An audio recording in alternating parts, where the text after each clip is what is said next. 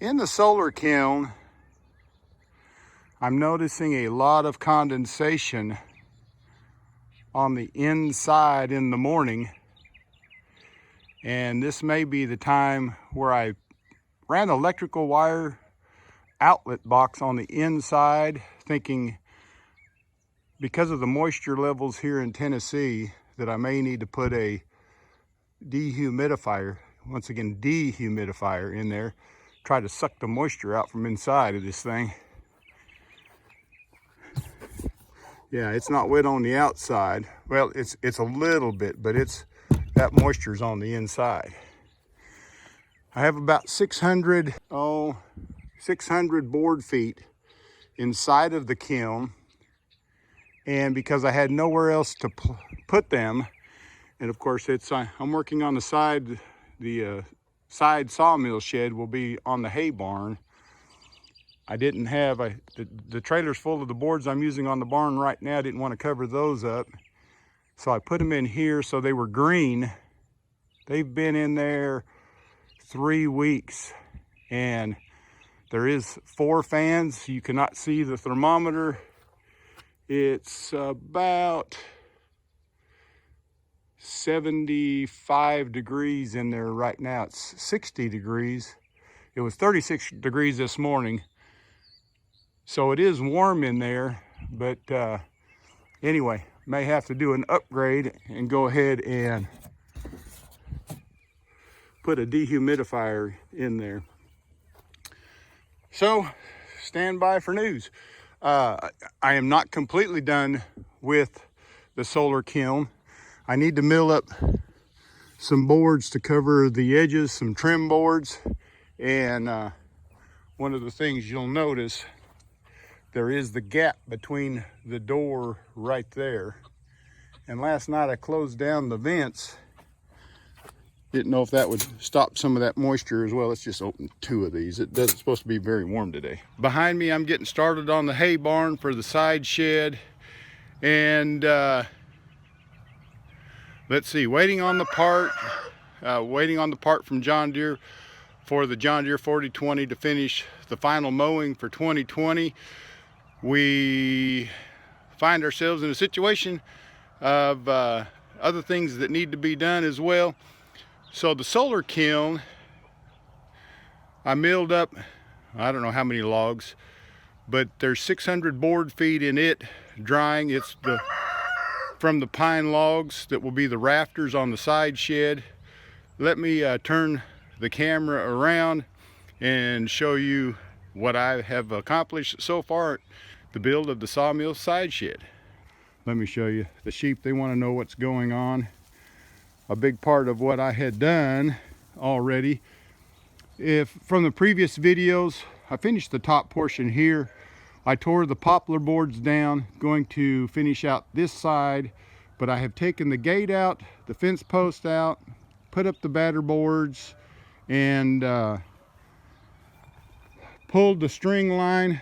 And the tent pegs that you see here will be the location for the posts for the side shed, and waiting on a bobcat with a 12-inch auger to dig the holes. I'm going to pour concrete footers here. But so for this morning, what I'm working on is, like I've already mentioned, the top portion of the barn here. And then it'll look the same as on the right side here. But that's the, I guess we can consider this the official start of the sawmill side shed onto the hay barn.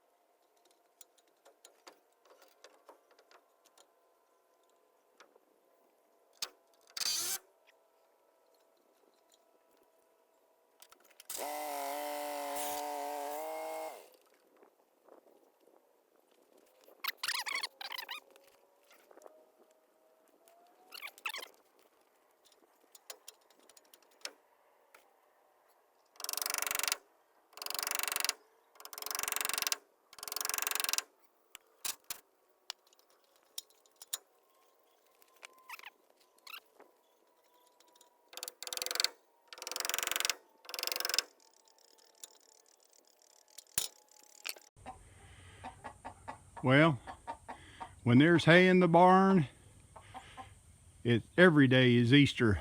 These hens come up in here and try to find a new place to hide their eggs. What I'm looking at right now, I see a nail sticking out of the board there, and then you go all the way to the top board. That rafter looks like a lag screw hanging through that right about there. I'll need to go get the Sawzall, cut those off, and then continue on with these siding boards.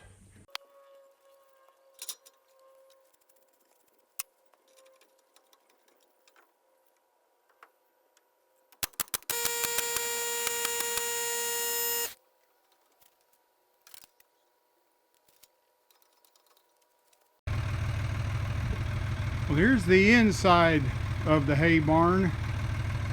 I'm not sure about this wall on the outside, but I got the